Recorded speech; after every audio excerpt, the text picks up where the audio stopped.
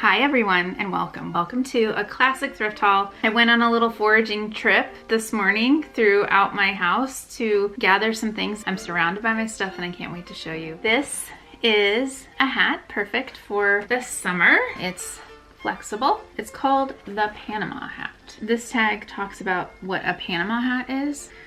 The straw from which this Panama hat was made was hand woven in Ecuador. This style was made famous for generations, ever since the Panama Canal was built. Interesting. I did not know that about the Panama hat. This is a vintage Eddie Bauer. I found this at Goodwill recently. It is a small. This is what it looks like. This trend of keeping the hat on top of your head and not putting it over your head. Well, this one actually doesn't fit, so this is what I'd have to do. I think it's maybe not the best hat for me because it doesn't fit my head. Let's take a little sip.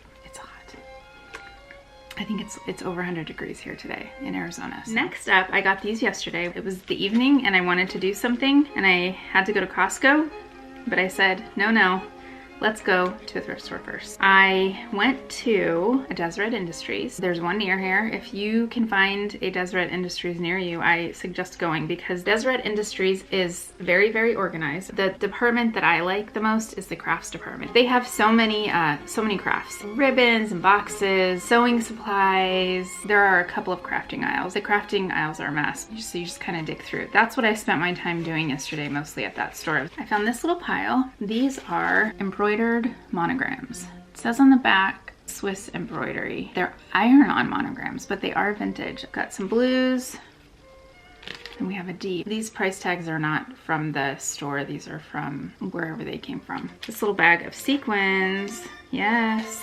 I want to show you this packaging because the packaging is why I actually like the sequins. I just find a lot of packaging very inspirational in my design. This is the reason I like this.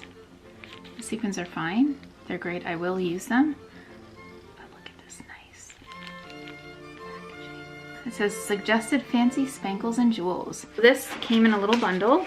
This was $1 for the bundle. Let us talk about some books. These I found at a church rummage sale. In 1 week, there were 3 rummage sales. So I ran around to all of them. I went back to one because they were having a 50% off day and they were really just trying to get rid of stuff. First is this. This is a souvenir book from Hawaii.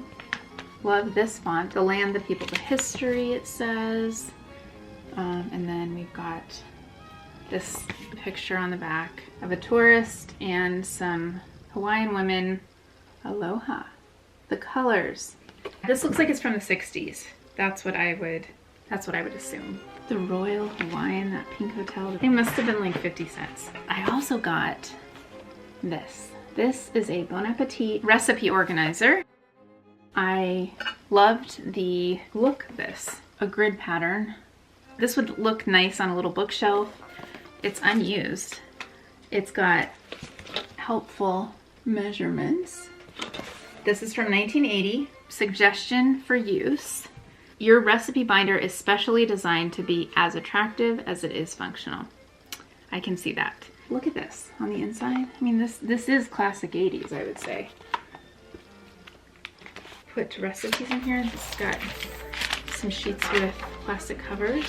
If you were into really organizing your recipes and making them look pretty cool, I think this would be the recipe binder for you. This would have been the same price as that, so 50 cents, let's say. Let's go into something a little bit more exciting. This is a wall hanger, coat rack, hanger, whatever you want to hang on it, you can hang on it. This I got at the thrift store. This definitely took some design inspiration from the Eames Herman Miller coat rack hanger dealio. That version is the original design. I saw this at Goodwill on the shelves and I thought, it actually, I mean, it looks pretty nice. I paid $3.49 for this. Rather than hang it from this, I would like to saw this little bit off.